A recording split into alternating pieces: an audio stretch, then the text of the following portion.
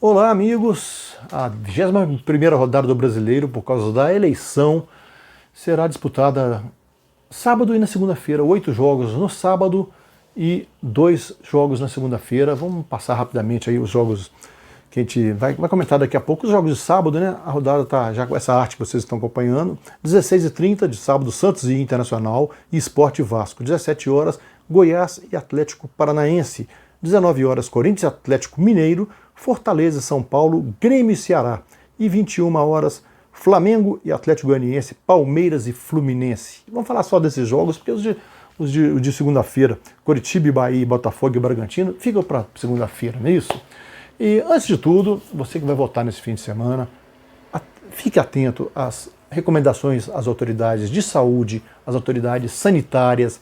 Tome suas precauções, tome seus cuidados, use máscara, use álcool gel, leve sua própria caneta, higienize a mão antes de ir para a urna e depois, porque você não pode votar de luva, recomenda-se não votar de luva. Escolha bem seu candidato, aquele que pensa no prol da sociedade, não quer apenas ferrar o brasileiro, como muitos que estão por aí ocupando os poderes, aqueles que se preocupam com a saúde da população e com o bem-estar dos seus cidadãos aí. Vamos ter atenção às autoridades de saúde e a quem se preocupa com a sua cidade. Não é isso?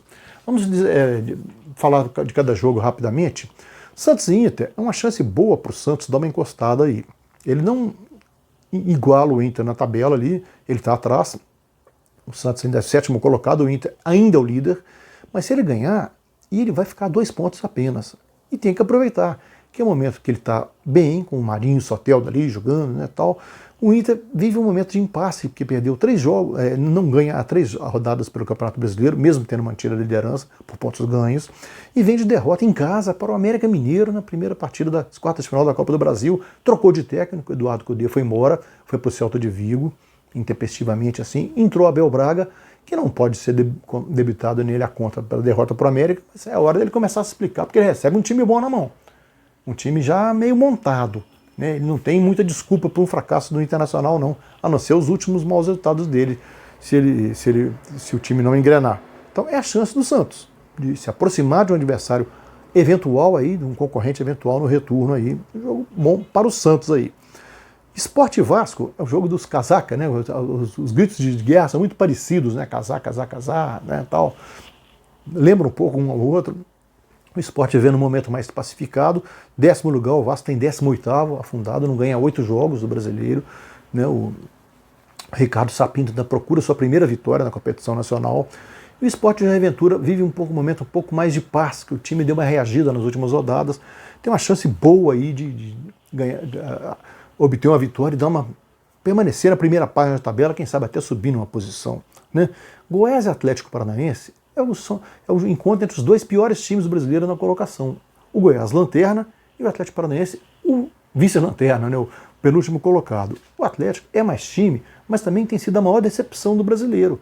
Se formos analisar no momento, no recorde atual, a maior decepção é o Atlético Furacão, porque está afundado na zona de rebaixamento, um time que está na Libertadores, vai pegar o River, né, que é uma pedreira, né, e não consegue deslanchar no brasileiro. Consegue, já trocou de técnico, já teve aqui, já teve interino, o Autuori, que não era para ser técnico, assumiu a direção, o time não está se encontrando. E o Goiás, mesmo quando joga melhor um pouquinho, acaba perdendo, ou sofrendo empate.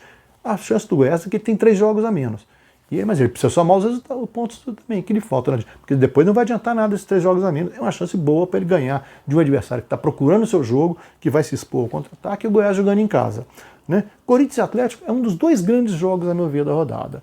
O Atlético Mineiro deu um show contra o Flamengo, ganhou de 4-0, provocou um estrago no Flamengo, até a demissão do Domenech Torrente.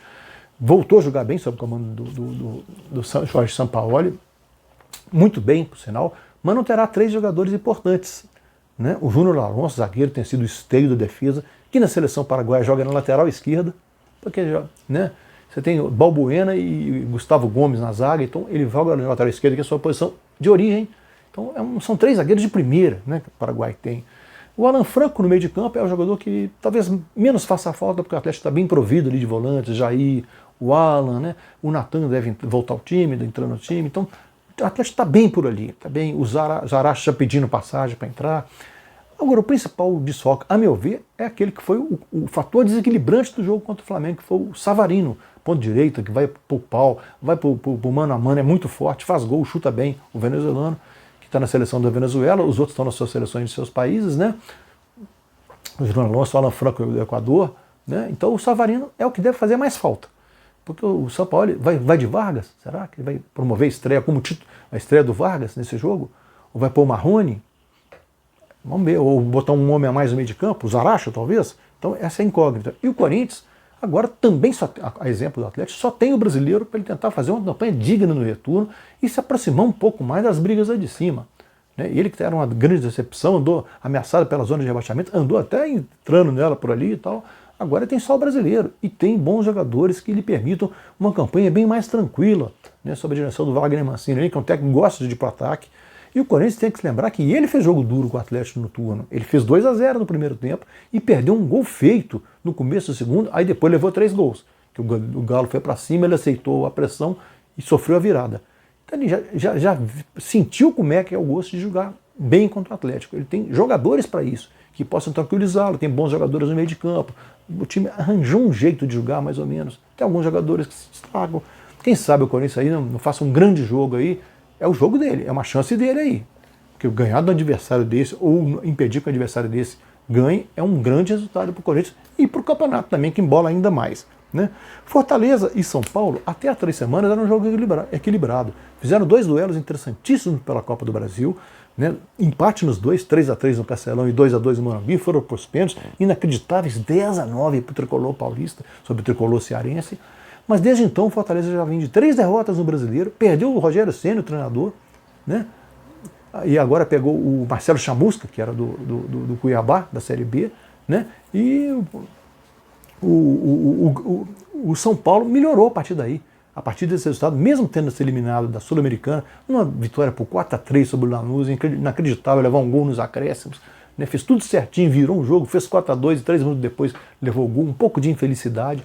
Mas São Paulo no Brasileiro está muito bem nesse campeonato por pontos corridos, é um dos destaques, tem 3 jogos a menos, é um time que está, assim como o Goiás tem uns jogos por fazer, e é um time que está ganhando esses 3 jogos, ele é o time de melhor aproveitamento, é o time que menos perdeu pontos.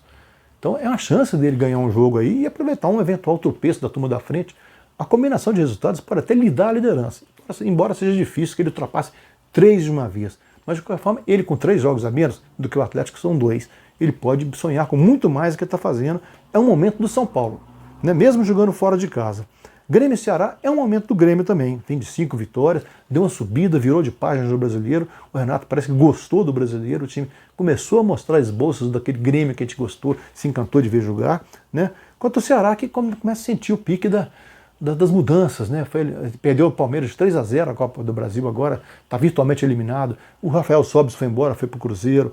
É um time que está começando a sentir também o desgaste da temporada. E o Grêmio não. O Grêmio começa a recuperar, o PP jogando bem, o Jean-Pierre jogando bem, alguns jogadores recuperando, tem jogador para voltar. Então é um momento do Grêmio, ainda mais jogando em casa. Né? Flamengo e Atlético Goianiense.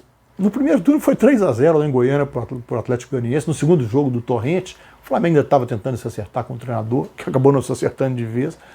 E é o momento do Flamengo, mesmo desfalcado pelas seleções aí, né? Tem Isla fora, tem Everton Ribeiro fora, tem Pedro fora, tem o Rodrigo Caio que está machucado fora, tem outros jogadores contundidos, mas ainda assim tem elenco para ganhar. Né? O Gabigol joga com um pouquinho mais de ritmo, né? O De Arrascaeta com um pouquinho mais de ritmo, o Rogério Ceni já tendo treinado pelo menos mais umas 2 vezes o time, já está sabendo mais ou menos, já dá para o Flamengo pensar, não dá para pensar em nem empatar esse jogo. O Atlético Goianiense começa a sentir a situação, os jogadores foram embora, o técnico foi embora, o Wagner Mancini, né? Agora vai ser o Marcelo Cabo, o treinador, ainda não deu para sentir o elenco totalmente, ele já passou por lá, né? Foi ele que subiu com o Atlético Goianiense uma vez, então é o momento do Flamengo, se não ganhar esse jogo, porque ele está na briga, mas ele precisa ganhar um jogo para ganhar a moral nessa volta na briga aí. E o outro jogo que eu acho que é o grande da rodada, além do Atlético e do Corinthians e Atlético, é Palmeiras e Fluminense, que é uma briga direta. O Fluminense é 6º, o Fluminense é 5º, o Palmeiras é o 6º.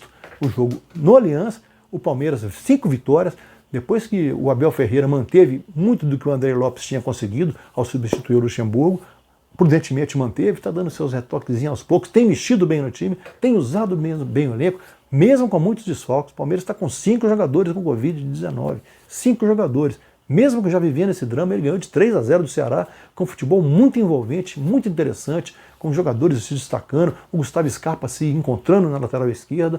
É um time que tem reservas também para todas as posições, perde para o Flamengo em elenco, a meu ver, perde só para o Flamengo em elenco. É um time muito bom, é um time que está entrando na briga e já está mostrando que está pedindo passagem nesse retorno aí.